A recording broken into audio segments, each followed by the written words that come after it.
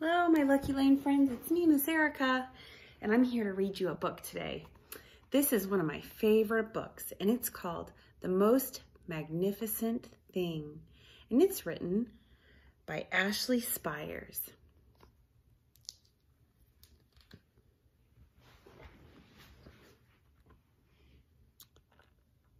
This is a regular girl and her best friend in the whole wide world. They do all kinds of things together. They race, they eat, they explore, and they relax. She makes things. He unmakes things. One day, the girl has a wonderful idea. She is going to make the most magnificent thing.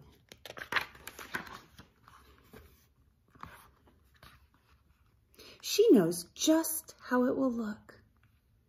She knows just how it will work. All she has to do is make it, and she makes things all the time. Easy peasy. First, she hires an assistant.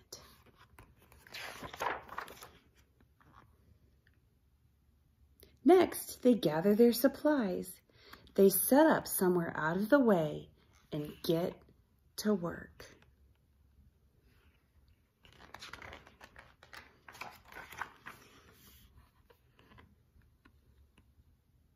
The girl tinkers and hammers and measures, while her assistant pounces and growls and chews.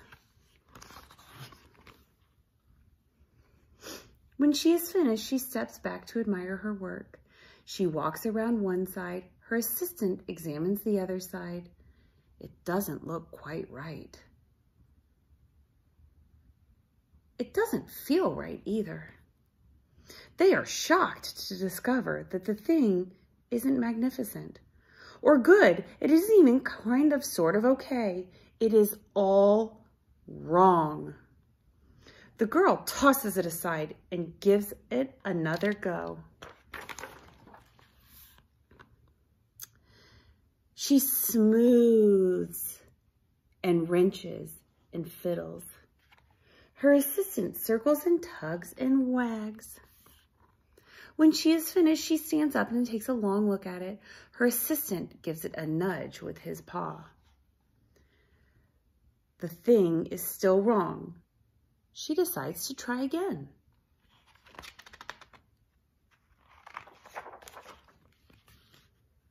The girl glues and adjusts. She stands and examines and stares. She twists and tweaks and fastens. She fixes and straightens and studies.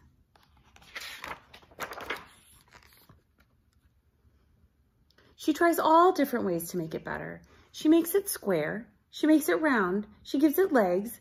She adds an antenna. She makes it fuzzy. She makes it long, short, rough, smooth, big, small. One even smells of stinky cheese.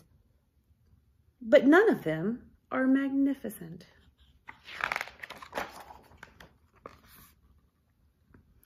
Her hard work attracts a few admirers, but they don't understand. They can't see the magnificent thing that she has in her mind. She gets mad. Ooh, look how mad she is. Uh-oh. The angrier she gets, the faster she works. She smashes pieces into shapes. She jams parts together.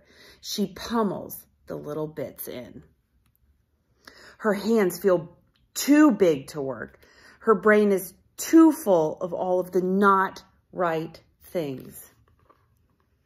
If only the thing would just work. Crunch! Oh, ouch. The pain starts in her finger. and it rushes up to her brain, and she explodes. It is not her finest moment. I'm no good at this. I quit. Her assistant suggests a walk.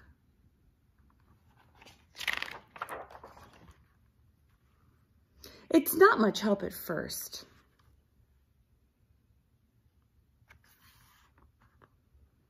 But before long, she starts to feel different.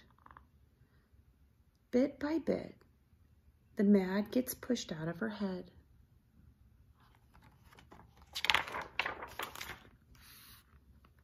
As they stroll along, she comes across the first wrong thing she made. The bad feelings are about to start all over again. And then she notices something surprising. There are some parts of the wrong things that are really quite right. The bolts on one, the shape of another, the wheel to seat ratio of the next. There are all sorts of parts that she likes.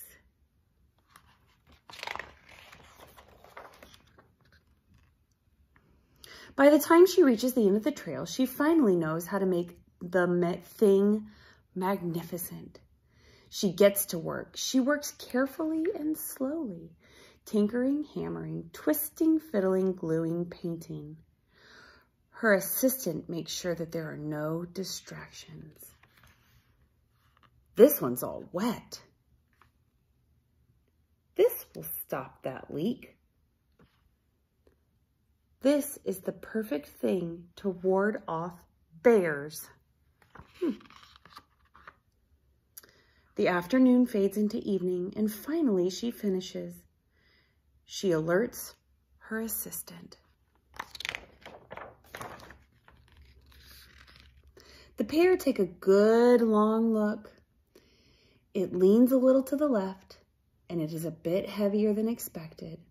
The color could use a bit of work too, but it is just what she wanted. They climb aboard and take it for a spin. They are not disappointed. It really is the most magnificent thing.